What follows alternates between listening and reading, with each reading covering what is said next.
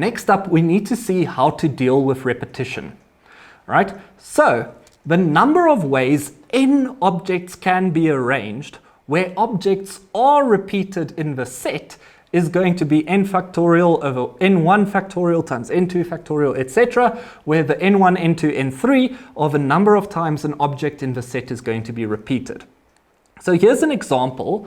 In how many ways can we arrange the x, x, y, y, z, z, z? Okay, now here, because there are 7 objects, we have 7 factorial in the numerator, and then the x's are going to be repeated twice. So for that we have 2 factorial.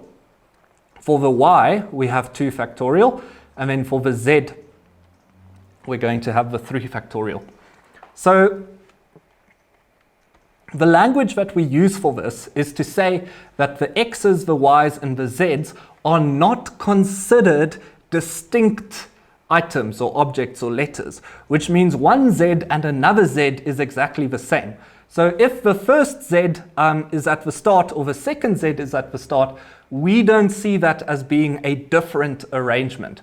Whereas if we say that each and every letter is considered to be distinct, then it's just 7 factorial as it would have been previously. Because if the first z is in the first spot, well, that's the only way in which that can happen. Okay, so now I'm going to do another example about how to deal with these repetitions. So we've got this awful word Mississippi, which has 1, 2, 3, 4, 5, 6, 7, 8, 9, 10, 11 letters. So the total letters is 11, and the repetitions are the following. So M is only once. I, there are 4 of. 1, 2, 3, 4, right? So there's going to be 4 of the I's. Then we've got these S's. So for the S's, there are 1, 2, 3, 4. So there's 4 S's, and then we've got the P twice. So we've got 2 P's. Okay, so the total number of arrangements is the total number of letters divided by the factorial of those things that are arranged, that are repeated. So the I's repeat 4 times, the S's repeat 4 times, and the P's repeat twice. And then that is going to be how we calculate the total number of arrangements. So now what we need to do is pause the video and try the following. So it's asking there, how many arrangements are there for the word bassoon? Now for bassoon, we've got 1, 2, 3, 4, 5, 6, 7 letters. So we know in the numerator we'll have 7 factorial. And then we've got 1, 2, S's and 1, 2 O's. So we have 2 factorial for the 2 S's that are repeated and 2 factorial for the 2 O's that are repeated. Then it asks, what is the probability that the arrangement of the word bassoon is going to start and end with an S? Okay, so the probability of this event here, I'm just going to call it A, is the number of ways in which A can happen divided by the total sample size. Now, the sample size is the number of arrangements of this word bassoon.